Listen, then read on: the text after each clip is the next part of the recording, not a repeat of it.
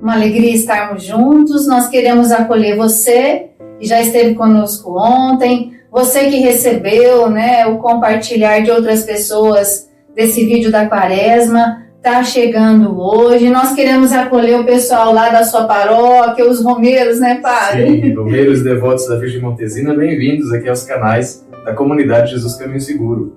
Vamos ficar junto, curte, compartilha, né, com mais pessoas, para que assim nós possamos ser um grande grupo, né, que vai caminhar, um grande exército, né, padre? Exato. Que vai lutando aí, né? O estandarte de Cristo adiante e nós marchando em ordem. Olha que bonito, e essa batalha já tem vitória, né, padre? Garantida, para aqueles que perseverarem até o fim, como diz Jesus no Evangelho. O padre disse que começar não é tão difícil, difícil é perseverar. Exato. Né? Mas a gente viu ontem também que precisa o primeiro passo. Um passo ontem, um passo hoje, e assim nós vamos decididamente. Lembrando, né, que faz parte da proposta da Quaresma, a penitência que nós estamos sugerindo essa semana, daqui a pouco a gente conversa sobre isso.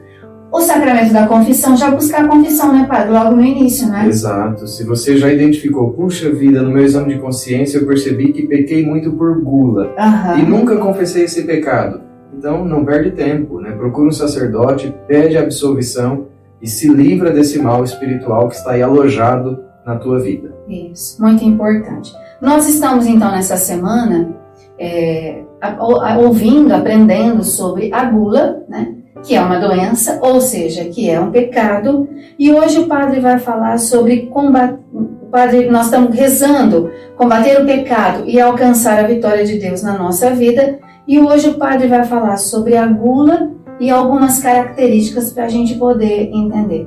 Mas antes, padre, vamos iniciar? Vamos. Em nome do Pai, do Filho e do Espírito Santo. Amém. Amém.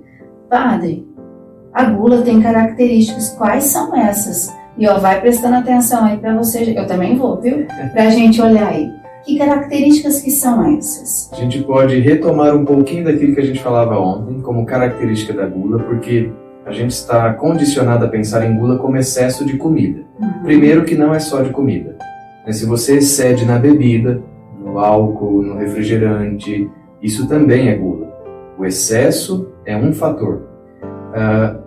O prazer, né? Ainda que não tenha quantidade, mas você, sei lá, tem pessoas que entram em dívida para poder comer certo tipo de alimento pelo puro prazer, pela ostentação.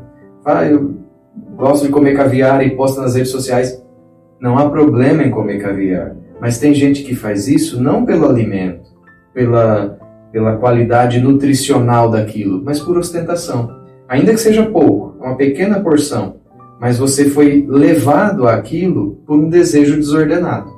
Então, o excesso da gula é uma característica, né? O excesso da comida e da bebida, ou a qualidade, você fica tão preso ao requinte, à ostentação, isso também é gula. Então, são essas principais características, né? Quantidade e qualidade. E a gente pode perceber as características da gula também nos seus efeitos, porque ela nos deixa um pouco cheios de um marasmo espiritual. Aquilo que fisicamente a gente sente, sempre depois que a gente come, a gente tem um pouco uma sonolência. Isso é físico, né? Não é pecado. Mas quando a gente exagera no pecado, aquela sonolência espiritual também se instala em nós. Então veja como que um pecado vai se ligando a outro, né? Aquela preguiça espiritual, né? É uma coisa. Uma palavra que os santos padres dizem que está relacionada à gula é a imundície, a sujeira. Porque, historicamente, né, na Roma antiga, havia uns espaços que eram chamados de vomitódromos. As pessoas iam lá depois daqueles grandes banquetes para vomitar, daí a sujeira, a imundície. E por que vomitavam? Para voltar e continuar comendo. Então a imundície, né? Vejam, o nome disso técnico é crápula, a pessoa que vomita por ter comido demais. Às vezes pode acontecer de isso em si mesmo não ser pecado. Pode ser uma inexperiência, uma situação assim, pontual. Um exemplo, uma pessoa que não tem muitos recursos em casa, não tem muito alimento, tem privação de muita coisa por questão social, econômica, e é convidada para uma festa. Então chega naquela festa, ela vê aquela multidão de comida, aquela coisa, ela quer aproveitar o momento. Então ela acaba comendo além do que ela está acostumada, não é nem além do que ela quer, é além do que ela está acostumada. E aquilo o corpo sente como sendo algo assim fora do normal. E ela vomita, né? Isso é crápula. Ela vomita por ter comido além do que está habituada. Nem comeu demais, nem comeu tanto assim, mas comeu mais do que estava acostumada. Então isso é uma situação diferente de quem come, causa o vômito, né, um vômito voluntário, para continuar comendo. Então essa é uma característica também, né, a imundície que está relacionada à gula. Então esse marasmo, essa preguiça, essa sonolência, a gula está também, além da preguiça, muito ligada à luxúria. Quando a gente passa da conta no pecado da gula, que é mãe dos outros, a gente acaba caindo também em pecados relacionados à luxúria, pornografia, masturbação e sexo desregrado. Então tudo isso são efeitos da gula. Quando eu percebo, pode notar, na sua vida espiritual, na sua história, um pecado não acontece de repente. Ele teve um antecedente, ele teve uma preparação. Muitas vezes eu olho só para aquele pecado, mas eu não percebo a gula que estava na raiz dele. Então essas são as características principais, né, que a gente pode conhecer para poder se identificar. Então é sempre assim, né? A gente está ouvindo aquilo que o Padre está trazendo como direção espiritual e a gente vai olhando para nós, né? Vai pensando na nossa vida. Talvez tenha vindo aí, né, no seu pensamento alguma situação falando, nossa, aquele dia, então, eu fui guloso, Sim. Né? Aquele dia, olha, eu não imaginava que nesse momento eu tinha cometido esse pecado e agora meio que vai iluminando a nossa vida, né, Padre? Exato. Você percebe a gula como pecado, como causa e como um gatilho, né, que te levou a outros pecados. Talvez você já tenha confessado os outros, mas não percebeu a gula que estava ali, presente. Às vezes a história da nossa vida faz com que os traumas que a gente viveu, né, às vezes alguém que na infância ou em alguma fase da sua vida foi privado, né, de alimento, às vezes passou fome e ali fica um trauma, né? Exato. E aí depois esse trauma, que é uma ferida, né, provoca essa doença que é a gula e faz com que a pessoa às vezes então tenha essa compulsão mesmo de comer. Quando vê algo na sua frente, como que quer comer tudo, né? Para ficar assim, para suprir aquilo que não teve, né? E come como se fosse o último dia da vida dela, Isso. Né? Para não passar nunca mais a mesma situação que viveu, como a Sandra está dizendo. Então aquele parece que é o último momento da vida dela, ela tem que aproveitar até o extremo do próprio limite, né? Do próprio corpo. Então realmente isso é muito mais comum do que a gente imagina. E Jesus que vem, né? Quando a gente identifica a doença, é para que possa ter o tratamento e a cura. Então é muito importante a gente ir ouvindo tudo isso e acolher de bom coração, porque é Jesus que vai, através do seu Espírito, revelando para nós, né? E pecado revelado é pecado confessado, né? E confessado a gente alcança o perdão e até a libertação e a cura, né, Padre? Exato. Justamente por isso, no próprio sacramento da confissão, existe a penitência, que é uma forma de reparação. Então, aquele pecado causou um mal na minha vida, ou causou um mal para as pessoas que convivem comigo. Então, agora eu tenho uma penitência a cumprir. O perdão de Deus já está dado. Onde há arrependimento, existe perdão. Mas eu preciso também me esforçar por reparar esse mal. Eu lembro sempre um exemplo que foi dado uma vez para falar disso, né? Se uma criança cospe no rosto da mãe, claro que a mãe vai perdoá-lo por isso. Mas a criança fica carregando aquela culpa, aquele remorso de ter feito tal ato. Então, ela vai ali e colhe uma florzinha no jardim e entrega para a mãe. Quer dizer, o que é isso? É a reparação. Não é porque ela duvida que a mãe tenha perdoado, não é nada disso. É porque ela sente necessidade de reparar o mal cometido. Então, aquela florzinha que a criança colhe e entrega para a mãe é uma forma de reparação. Então, o sacramento da confissão tem a penitência, é a florzinha que a gente entrega para Deus depois de ter cuspido no rosto dele, né? Estou pensando nós que somos pais, né? que somos avós, educar os nossos filhos, né? Na moderação, porque isso também hoje, infelizmente, não acontece, né? Exato. Veja como que socialmente a gente enfrenta isso, não só em países maiores, no Brasil também. Se você busca pesquisas aí, a gente lembra que houve já no Brasil uma campanha Fome Zero. Mas, por outro lado, nós somos um dos países com mais pessoas obesas. Então, vejam como que estamos nos extremos, né? Da fome, da falta, da carestia total e do excesso. Muitos para poucos, muito para poucos e nada para muitos, né? Isso é muito triste. Uma questão social também. Sim, é o pecado. As consequências Pecado da do pecado sociedade. não estão, eles não têm a ver só comigo. Né? Aham. Meu pecado tem consequências para todo mundo. Não estando na presença de Deus como nós estamos, pedindo que, pela luz do Espírito Santo, nós possamos ser iluminados, que nós também que temos essa responsabilidade de educar, de formar, né, pessoas, especialmente os nossos filhos, os nossos netos, para que, tendo essa consciência, nós possamos educá-los, formá-los na moderação, evitando os excessos, os exageros. Então, Senhor, olhar para nós nesse segundo dia da Quaresma de São Miguel Arcanjo, dai-nos a vossa graça, a vossa misericórdia, e assim nós vamos rezando. Senhor Jesus, por intercessão do vosso Santo Arcanjo Miguel, nos colocamos diante de vós em oração neste segundo dia da nossa Quaresma, para pedir a graça de nos libertarmos de todo tipo de trauma, de todo tipo de ferida que tenha ficado na nossa história, na nossa vida, em razão de um pecado não confessado, de um pecado cometido, mas não identificado. Ajudai-nos, Senhor Jesus, a reparar o mal que fizemos, a reparar o mal causado por este pecado cometido, ainda que por ignorância nossa, mas que, uma vez agora conhecendo, nós queremos reparar, nos penitenciar para podermos corrigir o estrago que o pecado causou em nossa história. Essa graça nós pedimos, por intercessão de São Miguel, o vosso santo arcanjo, que está a nos defender do mal e do pecado.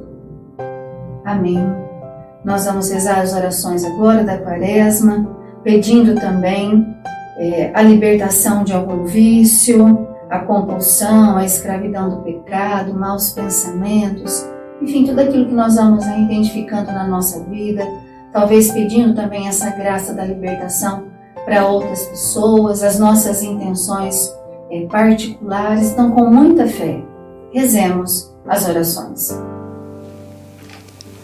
São Miguel Arcanjo, defendei-nos no combate, sede o nosso refúgio contra as maldades e as ciladas do demônio.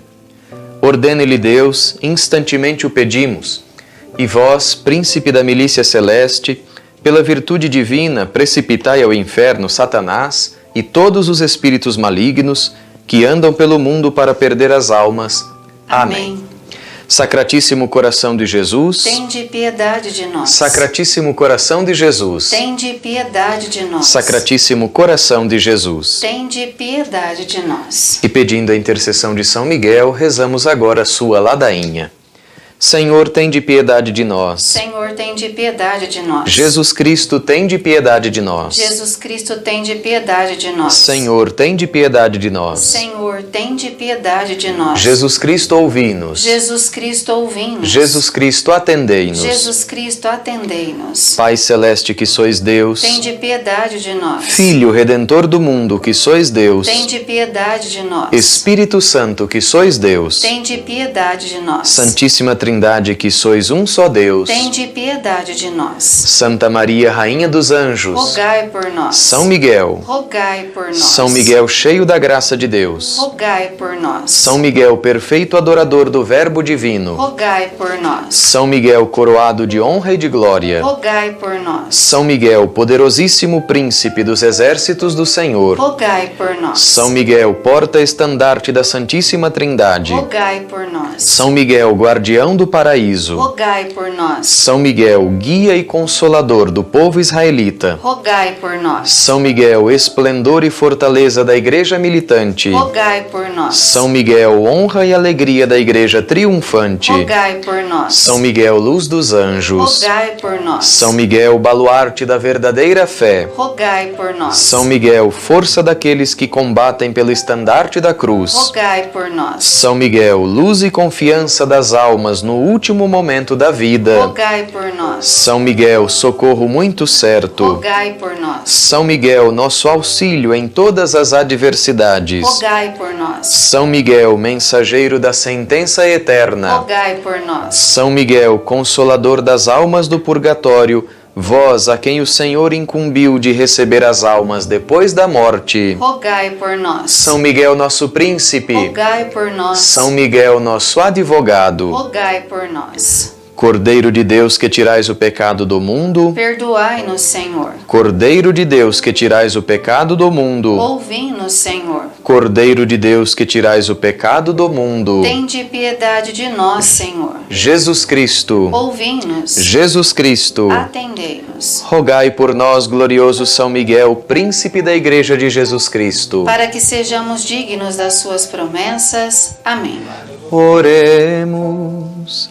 Senhor Jesus Cristo, santificai-nos por uma bênção sempre nova e concedei-nos por intercessão de São Miguel a sabedoria que nos ensina a juntar riquezas no céu e a trocar os bens do tempo presente por aqueles bens eternos. Vós que viveis e reinais por todos os séculos dos séculos. Amém.